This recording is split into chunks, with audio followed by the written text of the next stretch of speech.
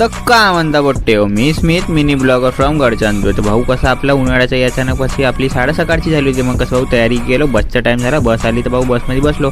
मग कसं भाऊ आता इतक्या उन्हाळ्यामध्ये कशी सकाळी झालं तर भाऊ झोपतं काही खुलत नाही, पण तरी भाऊ कॉलेजला जायला लागतं. मग कसं कॉलेज जायसाठी निघलो भाऊ. कसं आपण कॉलेज थोडंसं लवकर चाललो होतो. मग कसं भाऊ कॉलेजला टाईम होता, मग डायरेक्ट सोबत्याच्या भाऊ कसं सोबते आपल्या रूमवर राहायचं. बा तुम्हाला तर माहिती आहे रूमच्या पोट्ट्याच्या कसा मॅटर आहे भाऊ, त्यांना स्वतःचं काम स्वतःच करावं लागतं. मग कसं भाऊ त्यांनी पुरी तयारी केली. मग आम्ही कसे तिघं जणं कसं त्यांच्या पुरं तयारी करून मग आम्ही तिघं कॉलेज जायसाठी निघलो. तर भाऊ कॉलेज जायसाठी आम्हाला कसं थोडंसं लेट झाला होता. आम्हाला वाटलं की भाई क्लासेस चालू झाले असं सगळेजण क्लासमध्ये गेले असं. मग कसं भाऊ कॉलेजमध्ये डायरेक्ट आल्यावर पाहिजे होतं भाऊ आपण कसं आपणच लेट नाही झालं, आपले सोबते भाऊ लेट होते.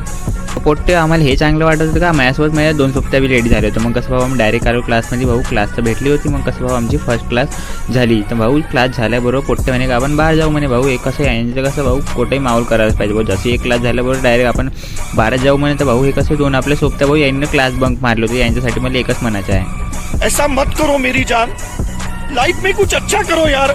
मग पोट्टे आमचे सेकंड क्लास चालू झाले मॅथची. मग कसं भाऊ टीचर आले तर टीचर आले, मग मॅथची क्लास घेतली. तर मग भाऊ आपल्या तितक्याच लवकरच मॅथची क्लास बी खतम झाली. मग भाऊ जसं मॅथची क्लास खतम झाल्याबरोबर आमची रिक्षा चालू झाली.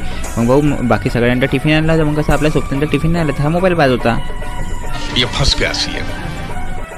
तर पोट्टे आपले कसे पुरे क्लास झाले होते खतम. मग कसं आमच्या होतं भाई 2 वाजता प्रॅक्टिकल होता. मग कसं भाऊ प्रॅक्टिकलला जात होतो. तिच्यामध्ये भेटले आपली पतंग. तर भाऊ पतंग भेटल्यावर तिथे उडायला लागलं. तर भाऊ पोट्टे म्हणे का भाऊ चल म्हणे प्रॅक्टिकल आहे म्हणे आपल्या. मग कसं भाऊ जाऊ म्हणे भाऊ पतंग सोडून दिली. मग डायरेक्ट इकडं प्रॅक्टिकल रूममध्ये आलो भाऊ. असं आमचा PPSचा प्रॅक्टिकल होता.